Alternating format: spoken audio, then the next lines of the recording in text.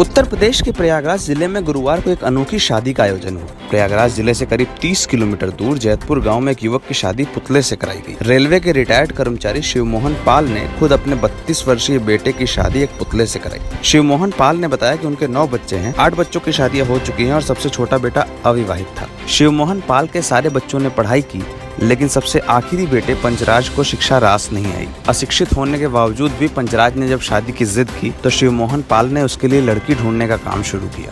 तमाम कोशिशों के बावजूद शिवमोहन अपने बेटे के लिए लड़की नहीं ढूंढ सके, लेकिन बेटे की जिद के आगे उनकी एक न चली। इस दौरान शिवमोहन ने अपने बेटे पंचराज से कहा कि तुम्हारी शादी तो किसी पुतले से ही हो सकती है। मानसिक रूप से कमजोर पंचराज इसके लिए भी राजी हो गया। इसके बाद शिवमोहन ने गुरुवार को पंचराज की शादी को एक पुतले से कराने का फैसला किया। सारी रस्में ठीक उसी तरह निभाई गईं जैसे किसी सामान्य शादी में होता है। हालांकि इस अंतर सिर्फ ये रहा कि शादी की रस्मों को किसी दुल्हन के बजाय पुतले के साथ पूरा किया गया। गाँव में हुई इस अनोखी शादी की चर्चा आसपास के क्षेत्रों में होती रही और मीडिया में भी इसकी खबरें सामने आई।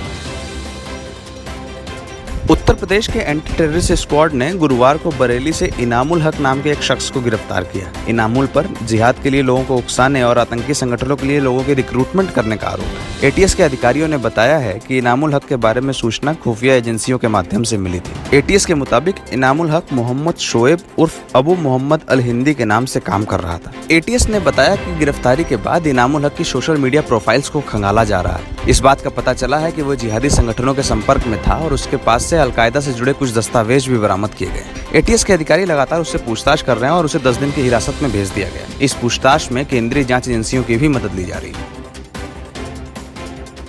कोरोना के संक्रमण काल के बीच उत्तर प्रदेश में गुरुवार को कोरोना के रिकॉर्ड मरीज सामने आए। 24 घंटे के भीतर उत्तर प्रदेश में कोरोना के 630 नए पॉजिटिव मरीज मिलने के बाद हड़कंप मच गया। उत्तर प्रदेश सरकार के आंकड़ों की माने तो उत्तर प्रदेश में कुल एक्टिव केसों की संख्या 5659 हो गई है, जबकि पूरी तरह से ठीक होने के बाद डिस्चार्ज हुए लोगों की संख्या 9638 है। राज्य सरकार के आंकड़ों के मुताबिक उत्तर प्रदेश में कोरोना वायरस के कारण अब तक 488 लोगों की मौत भी हुई। प्रदेश सरकार के स्वास्थ्य सचिव अमित मोहन प्रसाद के मुताबिक अब तक प्रदेश में 5,15,280 सैंपल टेस्ट किए जा चुके हैं। वहीं अपर मुख्य सचिव अवनीश अवस्थी ने बताया कि राज्य में अब तक 23 सरकारी और 11 टेस्टिंग लैब्स की शुरुआत हुई है और इस महीने के अंत तक एक दिन में 25,000 से अधिक टेस्ट करने का लक्ष्य रखा गया है, जिसके लिए तैयारियां की जा रही हैं।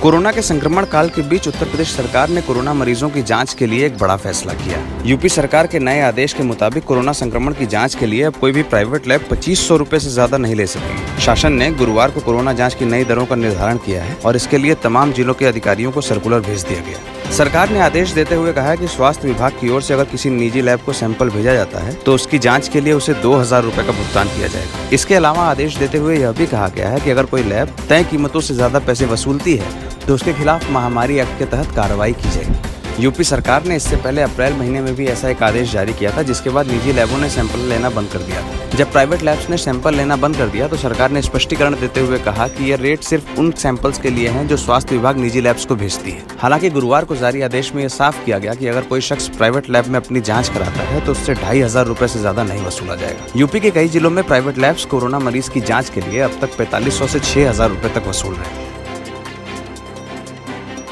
प्रधानमंत्री नरेंद्र मोदी शुक्रवार 19 जून को अपने संसदीय क्षेत्र वाराणसी में विकास कार्यों और कोरोना की स्थितियों की समीक्षा करेंगे। प्रधानमंत्री नरेंद्र मोदी वीडियो कॉन्फ्रेंसिंग के जरिए वाराणसी के अधिकारियों से बात करेंगे। इस बैठक में वाराणसी के जिलाधिकारी कौशल राज शर्मा, कमिश्नर दीपक अग्रवाल समेत प्रदेश सरकार के कई मंत्री और जिले के अधिकारी मौजूद रहेंगे। अधिकारियों के मुताबिक इस बैठक में डीएम और कमिश्नर पीएम नरेंद्र मोदी के सामने एक प्रेजेंटेशन भी पेश करेंगे। बताया जा रहा है कि पीएम नरेंद्र मोदी इस बैठक के दौरान वाराणसी में चल रहे विकास कार्यों पर अपडेट लेंगे। इसके अलावा वह विश्वनाथ धाम के निर्माण कार्य की भी समीक्षा करेंगे।